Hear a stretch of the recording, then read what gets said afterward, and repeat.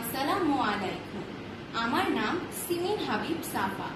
আমি শহীদ বীর উত্তম lieutenant Anwar girls স্কুলের একজন পঞ্চম শ্রেণীর শিক্ষার্থী।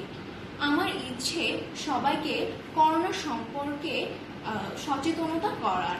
এই ছবিটিতে আমি সেটাই তুলে ধরেছি। আমরা করোনার সময় সচেতন থাকতে হবে।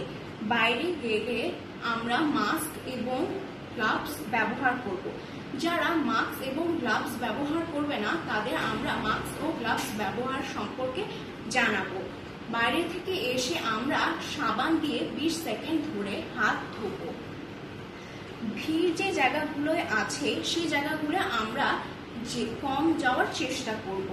আমাদের সৃষ্টিকর্তাদের কাছে আমরা প্রার্থনা করব যাতে এই মহামারী দ্রুত আমাদের ক্ষতি না করতে পারে। বাইরে যাওয়ার চেষ্টা বাসার ভিতরে থাকার চেষ্টা করব। আমাদের ডাক্তাররা আমাদের করোনায় আক্রান্ত যারা হচ্ছে তাদের সুস্থ করার অনেক চেষ্টা করছে। আমি এই ছবিটিতে এটি তুলে ধরতে চেয়েছি। সবাই ভালো থাকবেন, সুস্থ থাকবেন। ধন্যবাদ। আসসালামু আলাইকুম।